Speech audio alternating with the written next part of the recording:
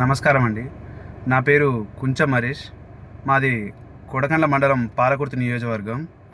ఇటీవల కొడకండ్ల మండల కేంద్రంలో వీఆర్ఓలకు విశ్రాంత భవనానికి కేటాయించిన ప్రభుత్వ భూమిలో కాంగ్రెస్ నాయకుడు ఇల్లు కడుతున్నాడు ఆక్రమించుకొని అని తెలిసి నేను కొడకండ్ల వాట్సాప్ మా కామన్ గ్రూప్లో ప్రభుత్వ భూమిని కాపాడుకోవాల్సిన బాధ్యత మన మీద ఉన్నది, అధికారులు వెంటనే స్పందించి రక్షణ కల్పించాలి అని చెప్పి ఒక పోస్ట్ చేశాను.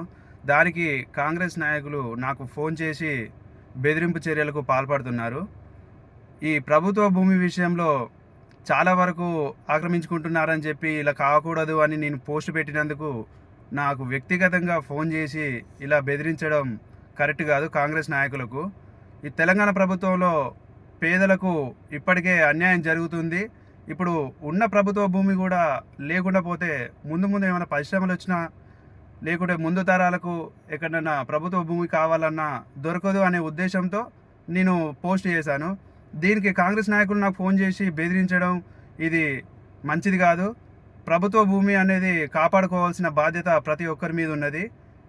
దీనికి సంబంధించినంత వరకు నేను ప్రభుత్వ అధికారులకు కూడా ఫిర్యాదు చేశాను. ఇక మీదట ఇలాంటి పనులు చేస్తే మాత్రం ఊరుకునేది లేదు.